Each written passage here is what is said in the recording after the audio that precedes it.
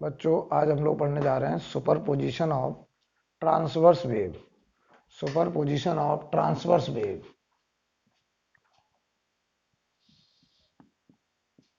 Superposition of transverse wave.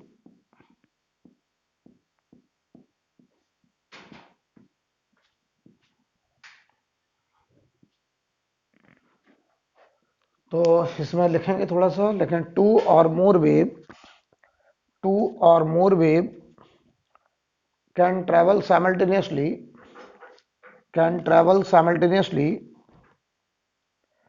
two or more wave can travel simultaneously in a medium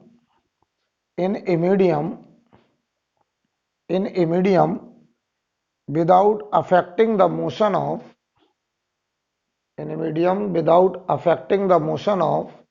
one another.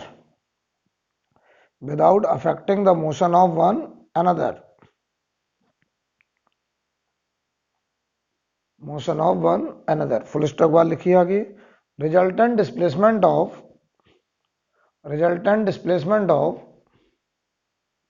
each particle of medium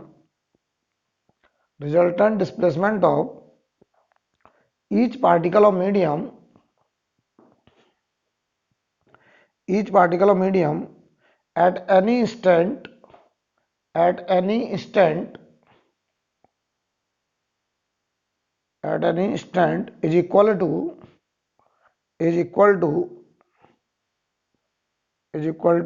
vector sum of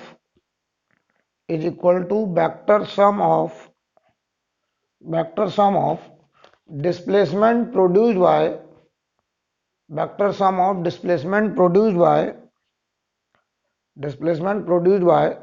two wave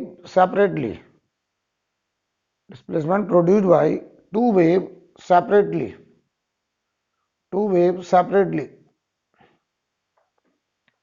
This principle is called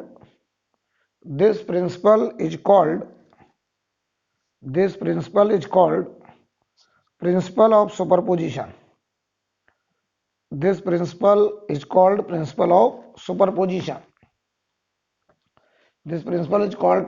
superposition. पहले तो principle of superposition का मतलब समझिए। कह रहे हैं एक ही medium में, मतलब एक ही रस्सी में दो या दो से ज्यादा वेव एक साथ ट्रेवल कर सकती हैं।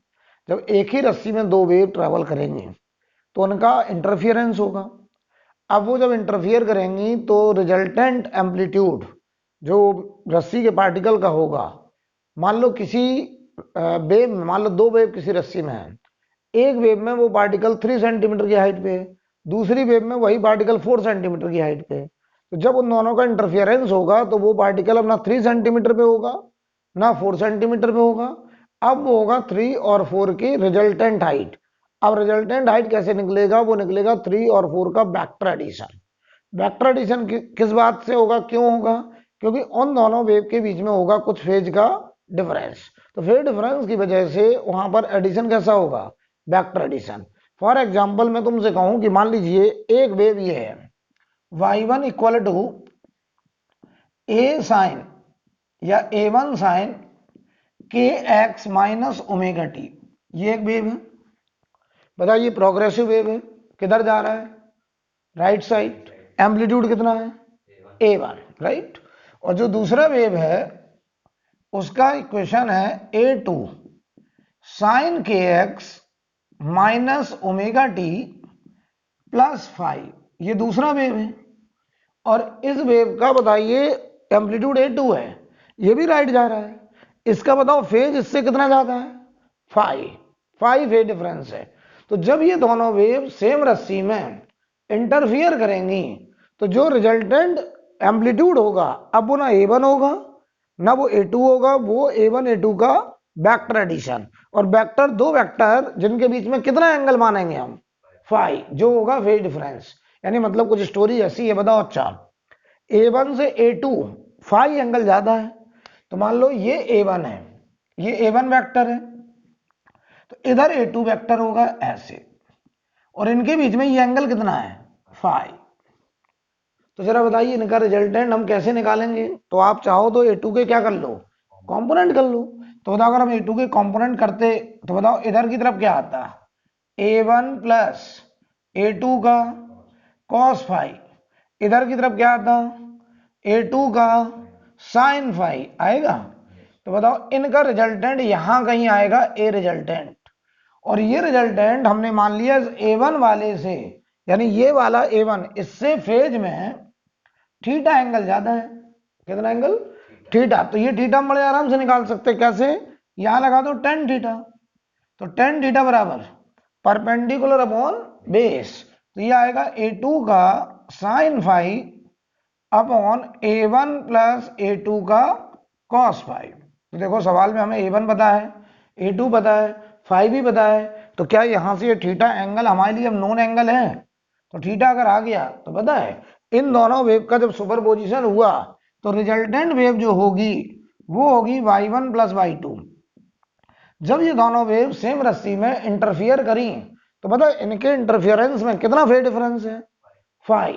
ठीक, तो जब इंटरफियर करी तो रिजल्टेंट वेव का इक्वेशन कुछ इस तरीके का लिखेंगे हम लोग, जो एम्पलीट्यूड आएगा रिजल्टेंट वो ए आर, और इस रिजल्टेंट एम्पलीट्यूड का बताओ इस A1 वाले से कितना फेज है, थीटा। तो A1 वाले का इक्वेशन है अगर साइन के एक्स माइनस ओमेगा टी, तो बताओ इसका इक्वेशन क्या होगा, के x minus omega T plus theta. ये होगी रिजल्टेंट वेव की इक्वेशन। यानी ये दोनों वेव जब आपस में इंटरफियर करेंगी तो जो रिजल्टेंट वेव आएगा उसका इक्वेशन होगा ए आर साइन के x minus omega T plus theta. Right, बताओ थीटा कैसा है, अननोन की नोन है, नोन, केवल अननोन क्या है, ए आर।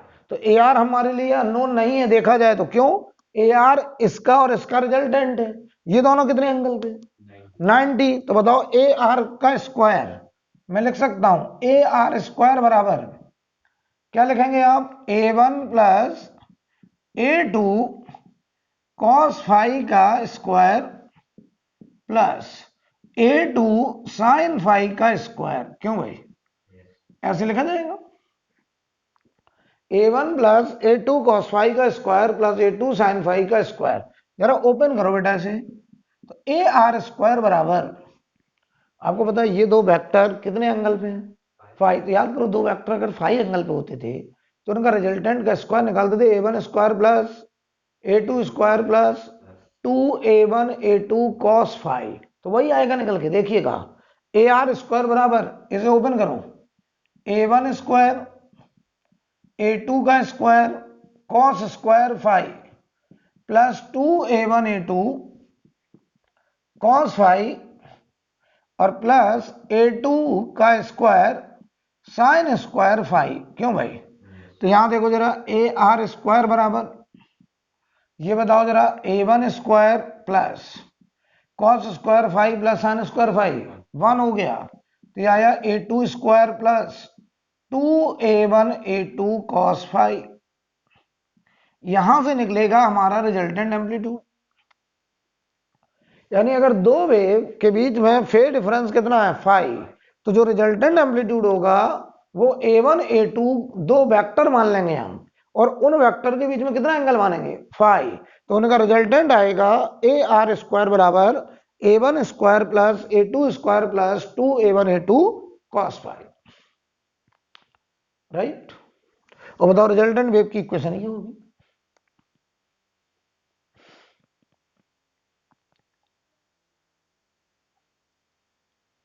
इसे नोट करें,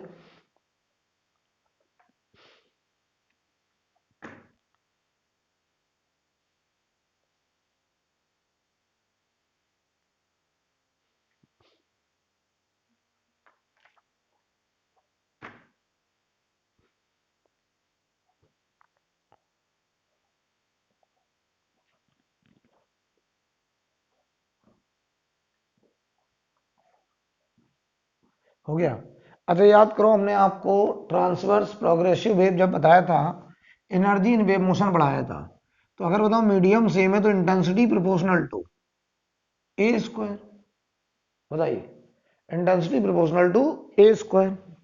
याद आ रहा है इंटेंसिटी का क्या रिजल्ट था, बताओ क्या था, half rho omega square A square into v. Velocity देख लो, एस से डिवाइड करते थे, एनर्जी पर second per unit area, S cut जाता था। याद करो, इंटेंसिटी आया था half rho omega square A square into B, आया है। तो ये इंटेंसिटी का रिलेशन था। तो इंटेंसिटी प्रोपोर्शनल टू क्या था, ए स्क्वायर। तो सुनो ध्यान से, ये ए रिजल्टेंट का स्क्वायर, तो जब सुपरपोजिशन होगा तो रिजल्टेंट इंटेंसिटी कितनी होगी, I resultant, I proportional to A square है। तो ये इंटेंसिटी रिजल्टेंट, ये क्या बनेगा, I1 plus I2 plus 2 times √I1 √I2 cos five, ये बनेगा। ये रिजल्टेंट इंटेंसिटी निकालने का तरीका। तो दो वेव अगर I1 I2 इंटेंसिटी की हैं और उनका सुपरपोजिशन हो रहा है, जिनके बीच में फेज का डिफरेंस फाई है, तो रिजल्टेंट इंटेंसिटी आई रिजल्टेंट आएगा I1 plus I2 plus 2 √I1 I2 cos five. ठीक है, अब समझिए, ये देखा जाए तो दो वेव का इंटरफेरेंस हुआ, ये इंटरफेरेंस ही तो है। सुपरपोजिशन का मतलब एक ही जगह पे दो वेव ओवरलैप करी, तो उनका इंटरफेरेंस हुआ। इंटरफेरेंस किसी भी फेज पे हो सकता है, दो वेव के बीच में 30 डिग्री एंगल हो सकता है, दो वेव के बीच में 90 डिग्री एंगल हो सकता है, दो वेव के बीच में 60 डिग्री एंगल हो सकता है। तो तुम बताओ मुझे, अगर इतना समझदार हो, दो वेव इंटरफियर कर रही है और उनके बीच में 90 डिग्री एंगल है, यानी ये फाई कितना लिया हमने, 90। तो एक वेव में कोई पार्टिकल 3 सेंटीमीटर हाइट पे है, दूसरी वेव में 4 सेंटीमीटर हाइट पे है, तो बताओ रिजल्टेंट वेव में वो कितनी हाइट पे होगा, 5 सेंटीमीटर, क्योंकि रिजल्टेंट फिर हो जाएगा 3 और 4 का 90 डिग्री पे, तो रूट के अंदर 3 स्क्वायर प्लस 4 स्क्वायर। अगर इन दोनों वेव के बीच में 60 डिग्री एंगल होगा, तो बताओ अगर एक में 3 सेंटीमीटर पे है, एक में 4 सेंटीमीटर पे है, तो रिजल्टेंट कितने पे होगा, तो रूट के अंदर 3 square plus 4 square plus 2 into 3 into 4 into cos 60, ये हाइट होगी। यानी हमेशा कैसा एडिशन होगा, वेक्टर एडिशन।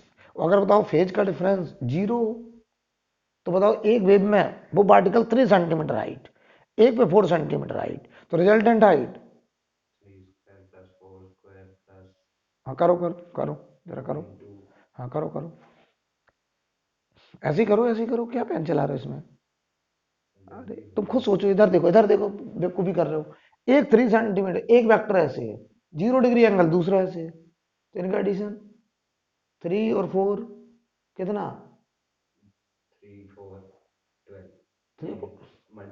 दोनों सेम डायरेक्शन में, तो एडिशन कितना होगा, 7। दो वेक्टर सेम डायरेक्शन में हैं, तो एडिशन कैसा होगा, 7 हो जाएगा। अच्छा बताओ, दो वेक्टर 3 इधर 4 इधर, रिजल्टेंट कितना, 1। तो सुनिए अब ध्यान से, अगर दो वेव का इंटरफ्रेंस 0 डिग्री एंगल पे हो, 2 पाई एंगल पे हो, 4 पाई एंगल पे हो, 6 पाई 2 एन पाई टाइप का अगर फेज डिफरेंस है, ऐसे इंटरफेरेंस को बोलते हैं कंस्ट्रक्टिव इंटरफेरेंस। क्या बोलते हैं, कंस्ट्रक्टिव। तो जब बताओ कंस्ट्रक्टिव इंटरफेरेंस होगा, तो फेज डिफरेंस 2 एन पाई टाइप का होगा, उस समय resultant amplitude maximum, resultant intensity maximum. तो दो इंटरफेरेंस को हम स्टैंडर्ड नाम देंगे, एक कंस्ट्रक्टिव और एक डिस्ट्रक्टिव।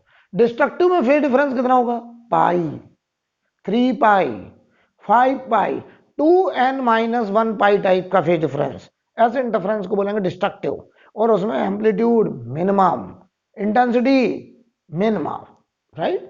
तो एम्पलीट्यूड और इंटेंसिटी दोनों मिनिमम हो जाएंगे कब, जब दो वेव का सुपरपोजिशन इंटरफेरेंस कैसा, डिस्ट्रक्टिव। तो दो स्टैंडर्ड हम लोग इंटरफेरेंस पढ़ते हैं। तो पहला लिखे कंस्ट्रक्टिव इंटरफेरेंस।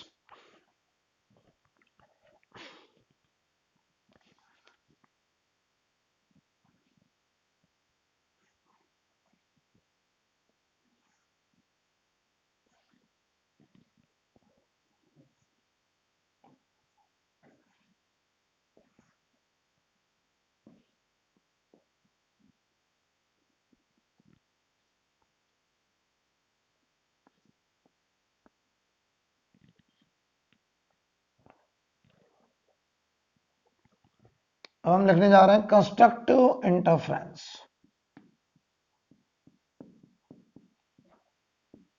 Constructive interference.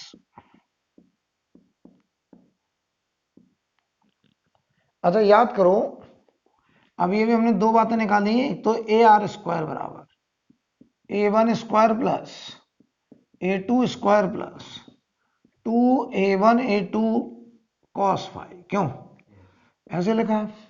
और आई रिजल्टेंट क्या आया था? I1 plus I2 plus 2√I1 √I2 cos five, और जहां पे five is phase difference between two interfering wave. तो अगर कंस्ट्रक्टिव इंटरफेरेंस है तो उन वेव के बीच में जो फेज का डिफरेंस है वो लाइक 2n पाई, जहां पर n की वैल्यू 0 1 2 3 4 कुछ भी रखते रहिए, यानी जो फेज डिफरेंस है वो 0 2 पाई, n को 1 रखो, 2 रखो, 4 पाई, 6 पाई, 8 पाई, इस तरीके का अगर फेज डिफरेंस होगा तो ऐसे इंटरफेरेंस को हम लोग क्या बोलेंगे? कंस्ट्रक्टिव। और जब कंस्ट्रक्टिव इंटरफेरेंस होगा तो बताओ ए आर का स्क्वायर, ए आर स्क्वायर बराबर क्या होगा बोलो? A one square plus A two square plus 2a1 a2 cos zero लिख दें, चाहे जीरो ले लो, चाहे 2 पाई ले लो, चाहे 4 पाई ले लो, कॉस जीरो की वैल्यू 1। तो ये क्या आ गया? ए आर स्क्वायर बराबर a1 square plus a2 square plus 2a1 a2, ये आ रहा है a1 square plus a2 square plus 2a1 a2। तो बताओ ये ए आर स्क्वायर बराबर क्या हो गया? a1 प्लस a2 का होल स्क्वायर। तो ए आर बराबर क्या हो गया? a1 plus a2। तो अभी अभी हमने तुमसे यही तो कहा था कि अगर कंस्ट्रक्टिव इंटरफेरेंस होगा और एक वेव का एम्पलीट्यूड 3 सेंटीमीटर है, दूसरे का 4 सेंटीमीटर है, तो रिजल्टेंट एम्पलीट्यूड 7 सेंटीमीटर। सीधा एडिशन, नोट करिए इतना।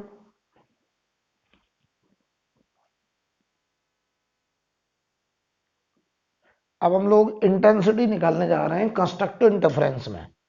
तो बताइए रिजल्टेंट एम्पलीट्यूड तो ये हो गया। अब हम इंटेंसिटी अगर निकालें तो बताओ इंटेंसिटी क्या आएगा? यहां देखो, यहां पे फाइव को क्या रख दो? 0 2 पाई 4 पाई कुछ भी रख दीजिए। तो बताओ ये क्या आएगा? आई रिजल्टेंट बराबर I1 plus I2 plus 2√I1 I2, और ये हो जाएगा cos जीरो। ठीक है, बताओ cos जीरो कितना? 1। तो ये बताओ क्या बना? आई रिजल्टेंट बराबर I1 plus I2 plus 2√I1 I2। ठीक है, क्या मैं इसको ऐसे लिख सकता हूं? आई आर बराबर √I1 प्लस √I2 का होल स्क्वायर। क्या ये लिखना एकदम सही है? ऐसे। लेकिन ये ख्याल रहे, ये एम्पलीट्यूड और इंटेंसिटी केवल कब लिख सकते हैं? जब इंटरफेरेंस कैसा? Constructive, right.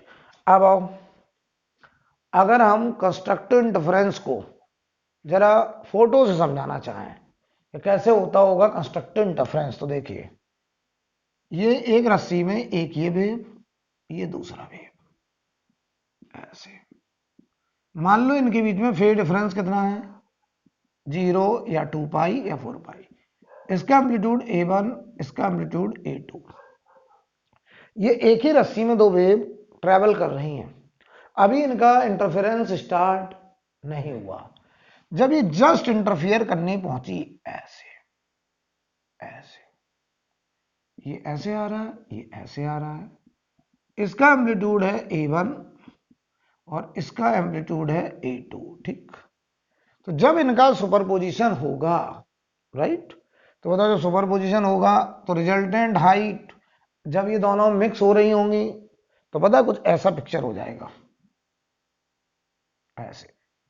ये दोनों वेव आपस में इंटरफियर करना स्टार्ट कर दी। लेकिन जब कंप्लीट ओवरलैपिंग हुई होगी तो अभी तक हमको दो वेव का पिक्चर नजर आ रहा है, दोनों की प्रेजेंस नजर आ रही है।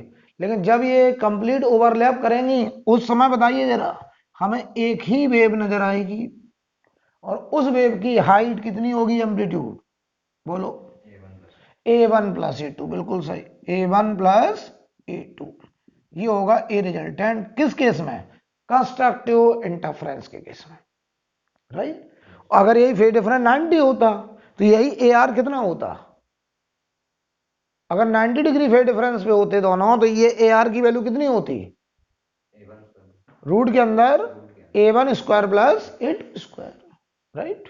अब देखो भाई, आप बताओ जब ये इंटरफियर करके एक दूसरे से बाहर जाएंगे तो ये वाली वेव इधर निकल जाएगी, ये वाली वेव इधर चली जाएगी। तो हम क्या देखेंगे? ये वेव इधर और ये वाली वेव इधर, ऐसे। ये A1 वाला है और ये A2 वाला है। तो ये जो पिक्चर है ये एम्पलीट्यूड, ये कब का है? जब उन दोनों का सुपरपोजिशन हुआ।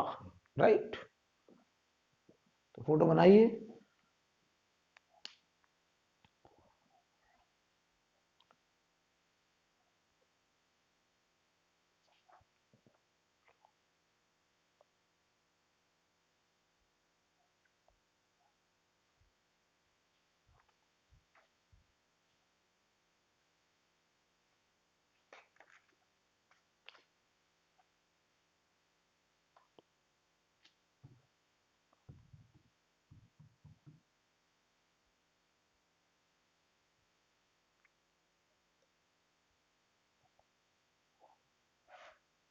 ठीक है। अब बात करने जा रहे हैं हम लोग डिस्ट्रक्टिव इंटरफ्रेंस का। चीज़ों को दिमाग में बिठाने की कोशिश करो कि अगर भूलें तो कैसे रिकवर करना है, ये आदत में लाइए। अगर ये सीख जाएंगे तो फिर कोई दिक्कत नहीं है।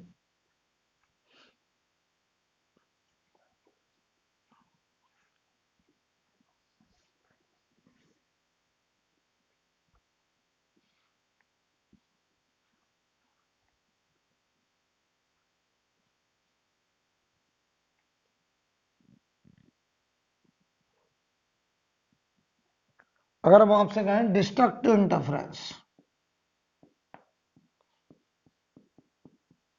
डिस्ट्रक्टिव इंटरफियरेंस, दो वेव अगर आउट ऑफ फेज में इंटरफियरेंस करती हैं। डिस्ट्रक्टिव इंटरफेरेंस का दूसरा नाम है out of phase interference. Out of phase मतलब जब 5 पाई 3 पाई 5 पाई 7 पाई इस तरीके का हो, यानी जब फेज डिफरेंस 2n-1 पाई टाइप का हो, जहां पर n की वैल्यू हम 1 से शुरू करेंगे, 2 3 4 5 कुछ भी रख सकते हैं। इस तरीके का अगर फेज डिफरेंस है तो बताओ ये फेज डिफरेंस कैसा आया? 5 बराबर पाई 3 पाई 5 पाई 7 पाई 9 पाई, कुछ इस तरीके का फेज डिफरेंस। ऐसे इंटरफेरेंस को हम लोग बोलेंगे डिस्ट्रक्टिव। तो बताओ जरा, रिजल्टेंट एम्पलीट्यूड का square A1 square plus A2 square plus 2A1A2 cos pi, ऐसे लगता है कोई भी एक ले लो, चाहे पाई चाहे 3 पाई। कॉस पाई कितना होता है? 0 होता है। सोचो, कॉस 180। अच्छा होगा कॉस 180। हाँ,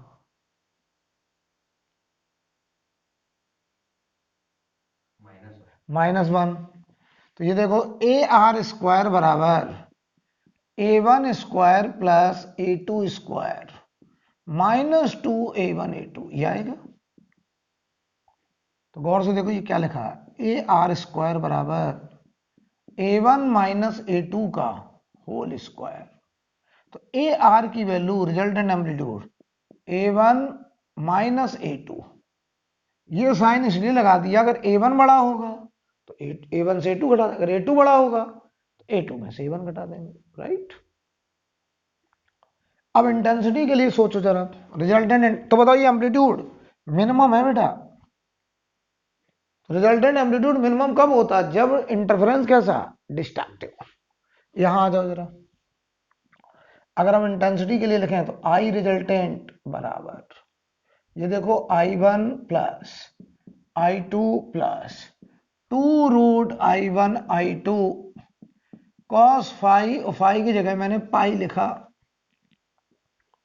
ठीक है। तो ये बताइए जरा, आई रिजल्टेंट, ये देखो I1 प्लस I2 माइनस हो जाएगा √2I1I2। तो ये आई रिजल्टेंट की वैल्यू बन जाएगी √I1 माइनस √I2 का होल स्क्वायर। ठीक, ये आएगी रिजल्टेंट इंटेंसिटी मिनिमम जब इंटरफेरेंस होगा डिस्ट्रक्टिव। अब जरा डिस्ट्रक्टिव इंटरफेरेंस का मैं आपको फोटो बना के थोड़ा समझाना चाहता हूं। ठीक है, फोटो बना के समझाना चाहता हूं, तो जरा जवाब देना। ये एक वेव है। डिस्ट्रक्टिव इंटरफेरेंस किसे कहते हैं? जब फेज डिफरेंस कितना, पाई फेज डिफरेंस का मतलब एक वेव अगर ऊपर से है तो दूसरा नीचे, इन्वर्टेड, एक दूसरे के रिस्पेक्ट में इन्वर्टेड वेव। तो देखिए भाई, ये वेव ऐसे जा रहा है, दूसरा वेव ऐसे आ रहा है, ऐसे, इसका एम्पलीट्यूड A1, इसका एम्पलीट्यूड A2। ये दोनों वेव आपस में इंटरफियर करने जा रही हैं रस्सी में। ठीक, तो बताओ अभी जब ये पास पास पहुंचे तो ऐसा पिक्चर होगा, ऐसा, बस इंटरफेरेंस शुरू हो गया, इंटरफेरेंस शुरू हो गया। अब देखिए जरा, जब इनका इंटरफेरेंस होगा कंप्लीट, उस समय बताओ ये हाइट अब ऊपर दिखाई देगी कि नीचे दिखाई देगी, ये डिसाइड होगा कौन कौन बड़ा है। तो मान लो अगर ऐसा, अब मैं 3 फोटो बनाऊंगा, उसमें कोई एक नजर आएगा। अगर ऐसा हुआ A1 greater than A2, A1 greater than A2, तो बताओ भाई हमको क्या पिक्चर नजर आएगा? ये पिक्चर, ये पिक्चर। और ये हाइट कितनी होगी? A1 minus A2। तो कोई एक फोटो नजर आने वाला है। और अगर ऐसा हुआ A1 लेस देन A2, तो बताओ भाई क्या फोटो नजर आएगी? ये वेव इन्वर्टेड हो जाएगी, तो ये हो जाएगा A2 माइनस A1। बोलो भाई। और अगर ऐसा हुआ A1 बराबर A2, तो क्या नजर आएगा? बताओ जल्दी से। स्ट्रेट, ऐसा लगेगा जैसे वेव गायब हो गई है, लेकिन वास्तव में वेव गायब नहीं हुई। इतने पार्ट में ऐसा लग रहा है जैसे वेव गायब हो गई है। अच्छा, अगर ये पिक्चर होगा तो यहां कौन सी एनर्जी खत्म हो गई? काइनेटिक खत्म हो गई कि पोटेंशियल? कौन सी पोटेंशियल होती थी रस्सी में? इलास्टिक। डिफॉर्मेशन खत्म हो गया, तो पोटेंशियल एनर्जी क्या हो गई? 0। एक बार जेई में यही सवाल आया था। उन्होंने क्या सवाल पूछा था, ध्यान दीजिए जरा। उन्होंने कहा एक वेव ऐसे है और एक वेव ऐसे है, ध्यान दीजिएगा जरा। इसकी हाइट एम्पलीट्यूड A और इसका भी एम्पलीट्यूड A। उन्होंने यही क्वेश्चन पूछा था। उन्होंने कहा ये इसके पीक से इसके पीक के बीच का गैप मान लो 4 सेंटीमीटर है। कितना? 4। ये वेव इधर जा रहा है 2 सेंटीमीटर पर सेकंड से, ये वेव इधर आ रहा है 2 सेंटीमीटर पर सेकंड से। तो बताओ कितने टाइम के बाद इनका पीक से टकराएगा? 1 सेकंड। हाँ, 1 सेकंड के बाद, बिल्कुल सही। तो t बराबर 1 सेकंड का फोटो क्या ऐसा होगा? ये वेव यहां पहुंचेगा, ये वाला वेव यहां पहुंचेगा, ऐसे। ये एक ही रस्सी में हमने अलग दिखाया है एक ही रस्सी में। तो ना मुझे ये नजर आएगा, ना मुझे नजर आएगा ये, मुझे नजर आएगा ये। तो देखना क्या मैं तुम्हें बताना चाहता हूं। बताओ इस वेव में ये वाले पार्टिकल यहां से लेके यहां तक के किधर जा रहे हैं? पार्टिकल किधर जा रहे हैं? वेव राइट जा रहा है। पार्टिकल किधर जाते थे, ऊपर या नीचे? पार्टिकल तो ऐसे जम कर रहे हैं। तो मुझे बताओ यहां से लेके यहां तक के पार्टिकल किधर जा रहे हैं? कैसे पता चला? क्या तरीका था? पार्टिकल वेलोसिटी बराबर माइनस c इंटू स्लोप, याद है? तो माइनस बाहर c का साइन, बताओ वेव इधर जा रहा, c कैसा? किधर जा रहा वेव? राइट। तो c कैसा? पॉजिटिव। स्लोप बताओ, यहां टेंजेंट ड्रॉ करो, स्लोप कैसा? पॉजिटिव। तो ये पॉजिटिव, ये पॉजिटिव, बचा कैसा? नेगेटिव। तो ये पार्टिकल मूविंग डाउनवर्ड, ऐसे। इस पार्टिकल की वेलोसिटी 0, ये वाले पार्टिकल मूविंग अपवर्ड। अब देखना ध्यान से। तो इस वाली वेव में ये पिक्चर है वेलोसिटी का, पार्टिकल की वेलोसिटी का। इस वेव में सोचो c कैसा? नेगेटिव। तो नेगेटिव नेगेटिव पॉजिटिव। अब डिसाइड कौन करेगा? स्लोप। तो यहां स्लोप कैसा? नेगेटिव। तो ये पार्टिकल किधर? नीचे। अरे भाई सी नेगेटिव नेगेटिव प्लस हो गया, स्लोप नेगेटिव है तो ये पार्टिकल किधर जा रहे हैं, डाउन। पार्टिकल की वेलोसिटी नेगेटिव आने का मतलब पार्टिकल मूविंग डाउनवर्ड, पार्टिकल की वेलोसिटी पॉजिटिव आने का मतलब particle moving upward. Wave velocity plus आने का मतलब वेव गोइंग राइट साइड, और वेव वेलोसिटी नेगेटिव आने का मतलब वेव मूविंग लेफ्ट साइड। अच्छा तो ये पार्टिकल क्या अब जा रहे हैं, सुनना ध्यान से।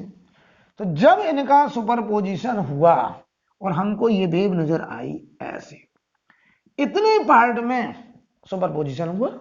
बताओ आधी रस्सी का पार्ट ये नीचे जा रहे थे, ये नीचे जा रहे थे, तो बताओ दोनों पार्टिकल नीचे नीचे वाले ही मिले, तो इनकी स्पीड अभी भी किधर होगी, डाउनवर्ड। इनकी वेलोसिटी का भी तो सुपरपोजिशन होगा, तो ये बताओ पार्टिकल अभी भी कहां जा रहे हैं, नीचे, और ये वाले पार्टिकल कहां जा रहे हैं, ऊपर। यानी इस रस्सी में एनर्जी है कौन सी, काइनेटिक, प्योरली काइनेटिक। यही सवाल पूछा था उन्होंने जेई में कि जब इनका सुपरपोजिशन हुआ, ऐसी फोटो दिया था कि at the time of superposition बताओ रस्सी में कौन सी एनर्जी होगी, purely kinetic. Purely kinetic. Potential क्या हो गई, जीरो। कौन सी पोटेंशियल है ये, इलास्टिक। रस्सी में डिफॉर्मेशन गायब हो गया,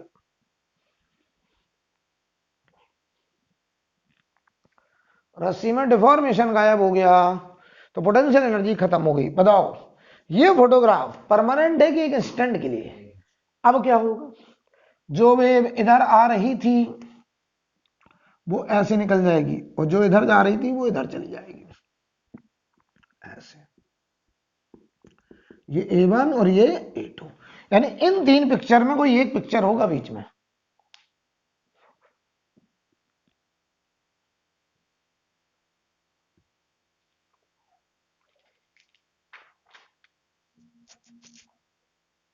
राइट, कोई दिक्कत। क्वेश्चन लिखिए इधर, टू वेव, एक सवाल करेंगे, two wave of equal frequency, two wave of equal frequency have their amplitude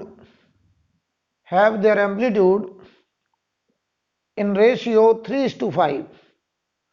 Two wave of equal frequency have their amplitude in ratio 3:5. Have their amplitude in ratio 3:5. They are superimposed on each other. They are superimposed on each other. Find ratio of maximum and minimum intensity. Find ratio of maximum and minimum intensity of resulting wave. Find ratio of maximum and minimum intensity of resulting wave. हमको उनके superposition के बाद जो resulting wave मिलेगा उसमें maximum और minimum intensity का क्या बताना है, रेशियो।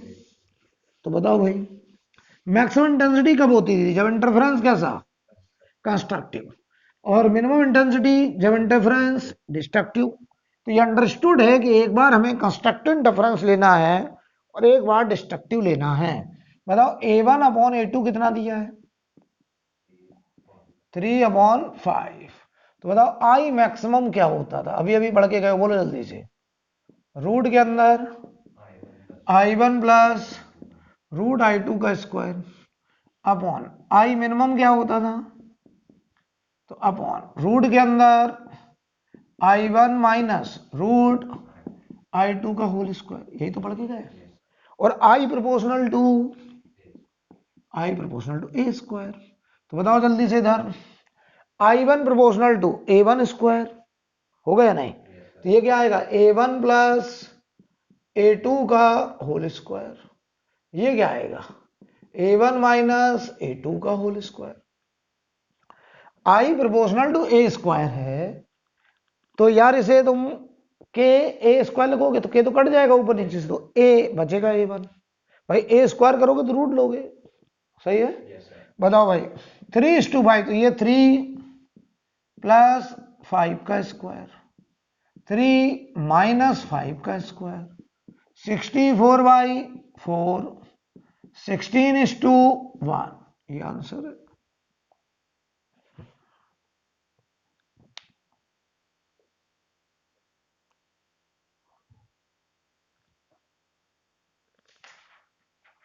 ठीक है, कोई प्रॉब्लम? हेड डालें reflection of transverse wave, reflection of transverse wave. अब हम रस्सी वाली वेव का रिफ्लेक्शन पढ़ने जा रहे हैं। ठीक है, रिफ्लेक्शन ऑफ ट्रांसवर्स वेव।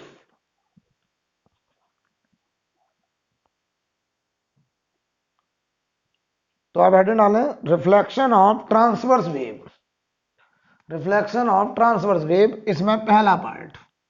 तो पहले तो हेडिंग डाल दें reflection of transverse wave. Transverse wave का हम लोग रिफ्लेक्शन पढ़ने जा रहे हैं। तो पहला केस, इसमें दो केस है बेटा। Case 1, fixed end reflection, fixed end reflection, fixed end reflection. रस्सी का रिफ्लेक्शन हम पढ़ेंगे फिक्स्ड एंड से, राइट। रस्सी में जो वेव है वो फिक्स्ड एंड से रिफ्लेक्शन पढ़ेंगे, राइट। मतलब समझो, पहले पहले तो हम आपको रिजल्ट समझाते हैं, फिर एक्सप्लेन करते हैं ऐसा क्यों होता होगा। देखो, वेव में बहुत सारी बातें क्या है, रिजल्ट्स आपको पहले पता हो, मतलब आपको भी पहले दिमाग में रख लेना, फिर उसका रीजन भी हम बताएंगे। तो समझिए जरा, मान लो तुमसे एक फिक्स्ड एंड, फिक्स्ड एंड का मतलब ये एक पोल है और यहां से एक रस्सी ऐसे बंधा हुआ है, और हमने इस रस्सी में एक वेव, एक डिस्टरबेंस ऐसे भेजा राइट साइड, और इस वेव की इक्वेशन है इंसिडेंट वेव की ए साइन के एक्स माइनस ओमेगा टी, क्योंकि राइट जा रहा है, राइट जा रहा है। अच्छा देखो, यहां कोई वेव नहीं जा सकती क्योंकि यहां रस्सी मीडियम ही नहीं है दूसरी तरफ। भाई, ट्रांसवर्स वेव को प्रोपगेट करने के लिए क्या चाहिए, मीडियम। वो मीडियम कौन है यहाँ, रस्सी है, रोप। तो ये वेव हमारा इंसिडेंट वेव है। अच्छा बताओ, यहां जब रिफ्लेक्शन होगा तो जरा बताओ, क्या इसकी कोई इंटेंसिटी उस तरफ जा पाएगी? अगर इसमें 100 जूल एनर्जी है वेव में, तो रिफ्लेक्ट होकर के भी कितनी लौटेगी? 100% क्या होने जा रहा है, रिफ्लेक्शन, 100%। तो पहले तो एक बात समझ लो कि फिक्स्ड एंड से जो रिफ्लेक्शन होता है वो आउट ऑफ फेज रिफ्लेक्शन होता है। कैसा? Out of phase. Out of phase का मतलब कितना फेज डिफरेंस? पाई। याद करो, आउट ऑफ फेज रिफ्लेक्शन हमने एक जगह और पढ़ाया था कि जब वेव का reflection rare to denser medium, तो लोग ऐसे ध्यान रखते हैं। अच्छा बताओ, रेयर टू डेंसर मीडियम में कितना फेज डिफरेंस होता, कितना आउट ऑफ फेज में रिफ्लेक्शन होता था? पाई फेज डिफरेंस में होता था। तो क्या इन्वर्टेड वेव वापस लौटती थी? तो जब रिफ्लेक्शन रस्सी वाली वेव का फिक्स्ड एंड से होगा तो भी आउट ऑफ फेज रिफ्लेक्शन होगा, पाई फेज डिफरेंस होगा, और वेव आउट ऑफ फेज में इन्वर्टेड होके वापस आएगी, राइट। तो लोग याद करने के कई तरीके, पहला तरीका एक्चुअल रीजन अभी बताऊंगा, लेकिन पहला तरीका लोग दिमाग में रखते हैं, fixed end reflection is similar as reflection from rarer to denser. तो सुनना ध्यान से, याद करो, डेंसर मीडियम में स्पीड कम, तो क्यों लग रहा है रेयरर टू डेंसर? सोचो, यहां पे मीडियम नहीं है तो यहां वेव की स्पीड कितनी? 0। तो ऐसा लगता है कि जैसे यहां जो मीडियम है वो इतना डेंस है कि उसकी स्पीड यहां घट के 0 हो गई है। तो ये फीलिंग आता है कि रिफ्लेक्शन ऐसा हुआ जैसे रेयरर टू डेंसर। यहां का मीडियम इतना डेंस हो गया कि दूसरे मीडियम में लाइट की स्पीड, वेव की स्पीड टेंडिंग टू 0 हो गई है, राइट। तो बताओ, जब ये लौटेगा तो कैसे लौटेगा? आउट ऑफ फेज का मतलब समझाओ हमको जरा। इन्वर्टेड लौटेगा, ऐसे ऐसे ही वेव वापस आएगा। मैं तुमसे कहूं इस रिफ्लेक्टेड वेव की इक्वेशन लिखो, पहले मुझे बस इतना बता दो, क्या 100% रिफ्लेक्शन होगा? क्या 100% इंटेंसिटी बैक होगी? और आपने पढ़ा इंटेंसिटी प्रोपोर्शनल टू, तो बताओ अगर इंटेंसिटी, पूरी इंटेंसिटी बैक हुई तो एम्पलीट्यूड बदलेगा कि वही रहेगा? तो रिफ्लेक्टेड वेव का एम्पलीट्यूड भी वही होगा जो इसका है। ए इक्वेशन बोलो आयुष, साइन इधर देखो ये के एक्स माइनस ओमेगा टी, तो ये किधर आ रहा है, तो क्या लिखोगे के एक्स प्लस ओमेगा टी, कितना फेज चेंज पाई, तो प्लस पाई। ये होगा रिफ्लेक्टेड वेव का इक्वेशन। एक तो लेफ्ट जा रहा है इसलिए प्लस आ गया, और इससे इन्वर्टेड हो गया पाई फेज चेंज, इसलिए पाई ऐड कर दिया, तो फेज डिफरेंस पाई हो गया। बोलो भाई, अब इस बात को एक्सप्लेन करने के और समझने के कई तरीके। पहला पॉइंट लिखिए इसमें, तो पहले तो ये बात एकदम दिमाग में बैठा लीजिए कि जब भी रस्सी का फिक्स्ड एंड से रिफ्लेक्शन होगा, देखो ये फिक्स्ड एंड है, यहां रस्सी बंधी हुई है, यहां हमने उसमें गांठ बांध दी ऐसे, ये फिक्स्ड एंड, ये फिक्स्ड एंड।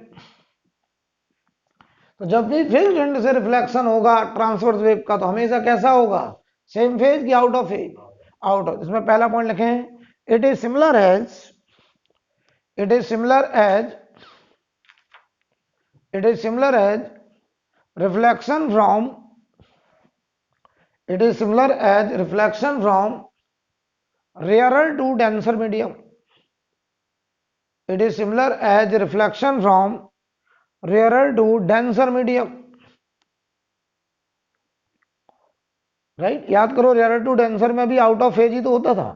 दूसरा पॉइंट, दूसरा point, it can be considered, it can be considered as, it can be considered as superposition of, it can be considered as superposition of two opposite moving wave, it can be considered as superposition of two opposite moving wave having phase difference,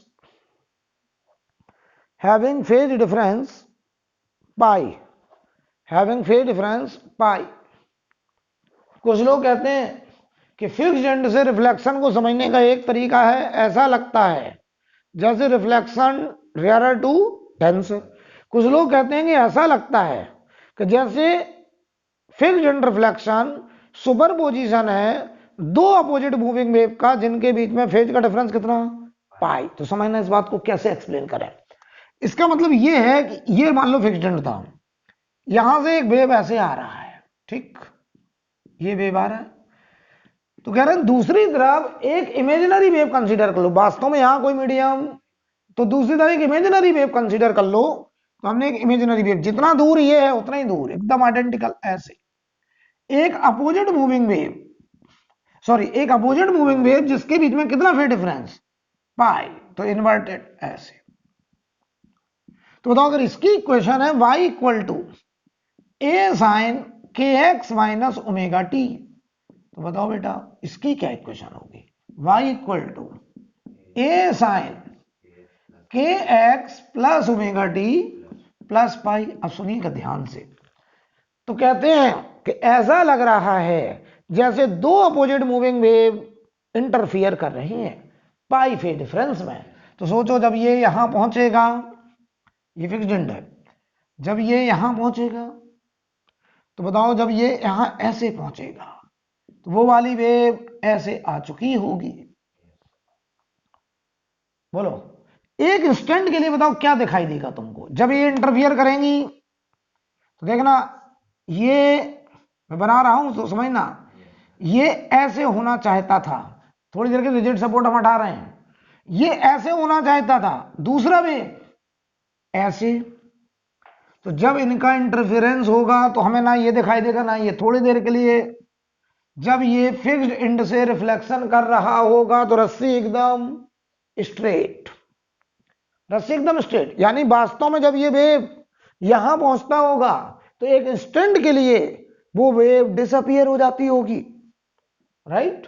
अब देखना, अब धीरे थोड़ा ही समय बढ़ेगा, हम देखेंगे कि ये रिजिड सपोर्ट था, ये वाली वेव इधर निकल गई और ये वाली वेव इधर चली गई, ये वाली वेव इधर चली गई। तो हमने देखो देखा क्या कि इधर तो सब इमेजिनरी है, हमने फाइनली क्या देखा, भेजा हमने ये, हमको लौट के मिला ये। तो ये वेव गया टकराया और एक इंस्टेंट के लिए स्ट्रेट हुआ, ऐसा लगा जैसे वेव डिसअपियर और फिर लौट के ये मिला।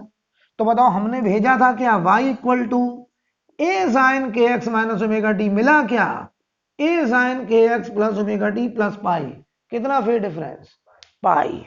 तो हमने देखा कि ये वेव जब इस फिक्स्ड एंड से रिफ्लेक्ट करके आई तो कितना फेज बदल गया, पाई बदल गया, आउट ऑफ फेज में लौटी, इन्वर्टेड पल्स होके लौटी। तो कुछ लोग इसको ऐसे रट लेते हैं, ऐसे दिमाग में रख लेते हैं कि फिक्स्ड एंड से रिफ्लेक्शन ऐसा लगता है जैसे एक ही रस्सी में दो अपोजिट मूविंग वेव जिनके बीच में फेज का डिफरेंस पाई है उनका इंटरफेरेंस हो रहा है। लेकिन एक्चुअल बात अभी तक नहीं आई, ये आंसर में अभी नहीं आया कि ये वेव यहां गई तो पलट क्यों गई। ये बात, ये तो इमेजिनरी बात है कि ऐसा लग रहा है कि हमने भेजा ये, हमको मिला ये, तो ये क्यों मिला, सवाल ये आ रहा है। वो बात भी एक इमेजिनरी बात थी कि ऐसा लग रहा है जैसे रिफ्लेक्शन रेयर टू डेंसर, दूसरी तरफ मीडियम इतना डेंस है कि दूसरी तरफ स्पीड टेंडिंग टू 0 हो गई। ये सब बातें तो अपनी बात को समझने के तरीके हैं, लेकिन एक्चुअल कॉन्सेप्ट नहीं है। वेव फिक्स्ड एंड से क्यों इन्वर्टेड होती है ये बताएगा न्यूटन्स थर्ड लॉ। तो तीसरा पॉइंट लिखिए, अब रियल रीजन आ रहा है। तीसरा पॉइंट देखिए, according to Newton's third law, according to Newton's third law, when pulse reaches at fixed end, when pulse reaches at fixed end, when pulse reaches at fixed end, it exert an upward pull, it exert an upward pull, it exert an upward pull on fixed end, it exert an upward pull on fixed end, it exert an upward pull on fixed end, full stop के बाद, on the reaction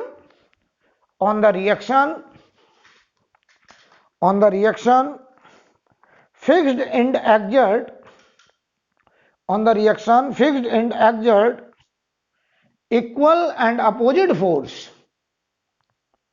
fixed end exert equal and opposite force, bracket में लिख दो downward, bracket में downward, on the string, on the string, on the string, on the string, full stop वाले को, the result is an inverted pulse, the result is an inverted pulse of phase change pi, the result is an inverted pulse of phase change pi, right. अब समझो, इसको मैं explain करता हूं क्या मतलब है। ये रियल कॉज है कि जब फिक्स्ड एंड से कोई वेव टकराती है तो जब लौट के वापस आती है तो पलट जाती है, पाई फेज चेंज हो जाता है। ऐसा क्यों होता है ये न्यूटन्स थर्ड लॉ एक्सप्लेन करेगा। देखिए कैसे। हम आपसे कहें ये फिक्स्ड एंड है, समझना है, तुम खुद ही समझ जाओगे बात को। ये वेव ऐसे जा रहा है, ऐसे, ठीक। ये वेव है हमारा इंसिडेंट वेव, ठीक। बताओ इस इंसिडेंट वेव की क्या इक्वेशन थी, y equal to A sine के एक्स माइनस ओमेगा टी हमने लिया था, राइट। अब हमको एक बात बताएंगे, इस वेव के कौन से पार्टिकल कहां जा रहे हैं। बताओ ये वाले पार्टिकल कहां जा रहे हैं, इतने नीचे, ये सब डाउन मूविंग है ऐसे, ये वाले अप मूविंग ऐसे। ध्यान दीजिएगा, जब ये वेव फिक्स्ड एंड पे पहुंचा तो ऐसे पहुंचा, ऐसे, क्यों ऐसे पहुंचा, ऐसे पहुंचा, ये फिक्स्ड एंड है। तो रस्सी के ये वाले पार्टिकल सब नीचे जा रहे हैं ऐसे, ये रुका है, ये ऊपर जा रहे हैं, ये भी कहां जाना चाहता है, ऊपर। तो इन पार्टिकल में जो मोमेंटम था वो किधर की तरफ था, ऊपर। लेकिन ये पॉइंट कौन सा है, फिक्स्ड। ये तो सपोर्ट का पॉइंट है, फिक्स्ड। सुनिए ध्यान से, यानी रस्सी का ये पॉइंट कहां जाना चाहता है, ऊपर। तो इसने सपोर्ट को खींचा किधर, ऊपर, कि आ जाओ खड़के। इसने दिया एक्शन किसको, सपोर्ट को, कि आ जाओ ऊपर आ जाओ। लेकिन ये क्या कह रहा है, हम तो नीचे मजबूती से दबाए गए, नाम ही मेरा फिक्स्ड है, मैं उखड़ने वाला थोड़ी हूं। अगर इसने इसको दिया 100 न्यूटन ऊपर की तरफ, इसने दिया एक्शन, पुलिंग एक्शन किधर, आप, तो तुरंत इस रिजिड सपोर्ट ने इस रस्सी को खींचा डाउन, इसने दिया रिएक्शन। और रस्सी कैसी थी, इलास्टिक। तो इसने जैसे ही इसको डाउन खींचा 100 न्यूटन से, तो ये सारे पार्टिकल तुरंत नीचे आ गए, और नीचे आ गए तो ये पल्स पलट गया, और पलट गया तो फेज चेंज कितना हो गया, पाई।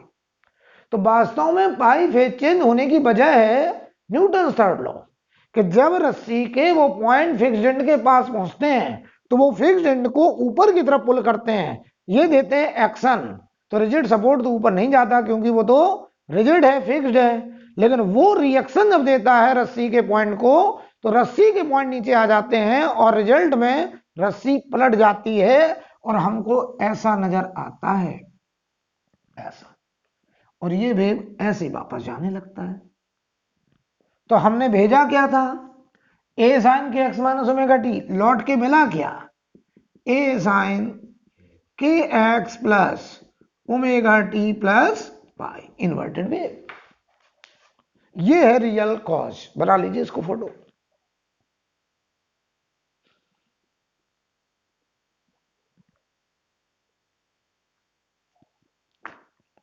ये है real cause.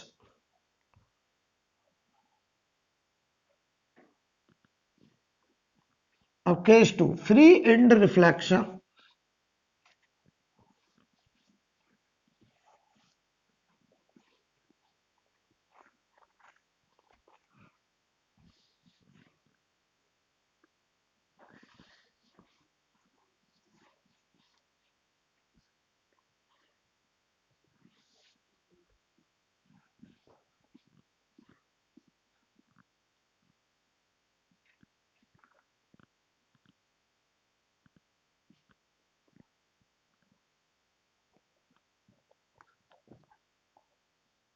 Free and reflection,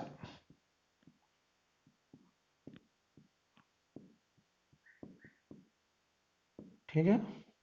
free and का मतलब क्या है पहले ही समझते हैं, कि जैसे ये रस्सी है, इसमें एक वेव हम ऐसे भेज रहे हैं, और ये फ्री एंड है, यहां पे हमने एक रिंग बांध दिया है, रस्सी से एक रिंग बांधा, और ये रिंग इस पोल में ऊपर नीचे स्लाइड कर सकता है। तो ये पॉइंट, ये बताओ रस्सी, ये वाला एंड रस्सी का फ्री है घूमने के लिए, राइट। तो इसे हम लोग बोलेंगे फ्री एंड, ये फ्री एंड, ठीक। और ये वेव हम भेज रहे हैं ऐसे, इसकी इक्वेशन है इंसिडेंट वेव की, ए साइन के x minus omega t, y i equal to A sine के एक्स माइनस ओमेगा टी। तो पहले तो हम इसको जरा आपको एक्सप्लेन कर दें कि इसको समझने का क्या तरीका है, राइट। समझने का तरीका, पहला पॉइंट लिखें इसमें, it is similar as reflection from, it is similar as reflection from, क्या होगा बोलो, reflection from denser to rarer medium, it is similar as reflection from denser to rarer medium. बताओ डेंसर टू रेयरर में same phase reflection की out of phase, same phase. तो बताओ wave हमें जो लौट के मिलेगी वो कैसी मिलेगी, बताओ जल्दी से दार, क्या ये वेव पलट के मिलेगी कि ऊपर ही मिलेगी, ऐसी वेव मिलेगी ऐसी, और ये ऐसे लौट रही होगी। तो बताओ रिफ्लेक्टेड वेव की इक्वेशन लिखने को क्या लिखोगे, ए साइन, बोलो बोलो, अरे बोलो, के एक्स प्लस ओमेगा टी, और प्लस कुछ नहीं, सेम फेज रिफ्लेक्शन, बोलो भाई। तो पहला मैंने बोला it is similar as reflection from denser to rarer, हम भेजेंगे ये, हमको मिलेगा ये। दूसरा पॉइंट, कुछ लोग इसको समझते हैं इट इज सुपरपोजिशन ऑफ, या लेंगे it is similar as, it is similar as, it is similar as superposition of, it is similar as superposition of two wave, similar as superposition of two wave moving in opposite direction, moving in opposite direction, having no phase difference, having no phase difference, having no phase difference। तो सुनो ध्यान से, क्या कहते हैं, ऐसा लग रहा है कि फ्री एंड से रिफ्लेक्शन ऐसा लगता है जैसे दो अपोजिट मूविंग वेव का सुपरपोजिशन हुआ जिनके बीच में कोई फेज डिफरेंस नहीं। तो सुनो, मैं फोटो समझा रहा हूं, ऐसा फील आता है, एक वेव ऐसे जा रहा है, ये फ्री एंड है, दूसरा वेव इधर एक इमेजिनरी वेव हमने लिया है ऐसे, ये वाला वेव कैसा है, इमेजिनरी। क्या यहां कोई वेव है क्या? ये तो अपनी बात को कहने का तरीका है, अपनी बात को समझने का तरीका, कि ऐसा लग रहा है कि जैसे हमने भेजा, ये लौट के ये आया, तो ऐसा लगा जैसे दो opposite moving wave same phase में इंटरफियर कर गई हैं। तो बताओ इसकी इक्वेशन क्या थी बेटे, ए साइन के एक्स माइनस ओमेगा टी। ठीक है, इसकी इक्वेशन क्या थी बेटा बताओ, ए साइन के x plus omega T, right. अब बताओ जरा, अब बताइए जरा, अब बताओ क्या होगा जब ये पास पास पहुंचेंगे। देखो ऐसे, तो ये वाला पॉइंट यहां ए हाइट पे, क्यों, और ये वाली वेव का भी कितनी हाइट पर, ए पर। तो जरा तुम मुझे बताओगे, जब ये इंटरफियर करेंगी तो ये ए हाइट पे पहुंचेगा या कितनी हाइट पे पहुंचेगा, 2a। बहुत बढ़िया, बहुत बढ़िया। तो ये बात ध्यान दीजिए, पूछ लेते हैं ऑब्जेक्टिव में कि जब फ्री एंड से रिफ्लेक्शन होता है, तो जब ये वेव यहां से रिफ्लेक्ट होती है, तो ये जो रिंग है वो मैक्सिमम कितनी हाइट तक जाती है, 2a हाइट तक। वेव का एम्पलीट्यूड a है, तो रिंग कितनी हाइट तक जाती है, 2। तो वास्तव में ये दिखाई देता हमको नेट में, यहां दिखा दे रहा हूं नेट में, ऐसे दिखाई देता है फाइनली, ऐसे। और ये हाइट कितनी हो जाती है, 2a हाइट। बोलो भाई, क्यों, क्लियर है? यानी ये सवाल ऑब्जेक्टिव पूछते वो लोग कि जब रिंग से फ्री एंड से रिफ्लेक्शन होता है, तो जो फ्री एंड है रस्सी का, वो कितनी हाइट तक जाता है, तो वेव के एम्पलीट्यूड के डबल हाइट। अब ध्यान दो, अब क्या होगा, ये इधर निकल जाएगा, ये इधर निकल जाएगा। तो हमने क्या देखा, यहां पे ये वाली वेव वापस आई, ये वाली, और ये वाली इधर चली गई इमेजिनरी, हमें इससे तो मतलब था ही नहीं। तो हमने देखा, हमने भेजा ये, हमको वास्तव में रिटर्न में क्या मिला, ए साइन के एक्स प्लस ओमेगा टी मिला। तो ये बताओ रिफ्लेक्शन कैसा है, सेम फेज रिफ्लेक्शन, ये रिफ्लेक्शन है सेम फेज रिफ्लेक्शन, राइट। जबकि फिक्स्ड एंड से रिफ्लेक्शन कैसा था, out of phase reflection. Clear, कोई दिक्कत? अब आएगा नया topic, transverse standing wave. Transverse standing wave, ठीक है, ब्रैकेट में लिख लो स्टेशनरी वेव, बहुत ही इंपॉर्टेंट, जिसमें हम लोग हार्मोनिक्स वगैरह पढ़ते हैं, ओवरटोन्स पढ़ते हैं। तो ट्रांसवर्स स्टैंडिंग वेव ब्रैकेट में स्टेशनरी वेव।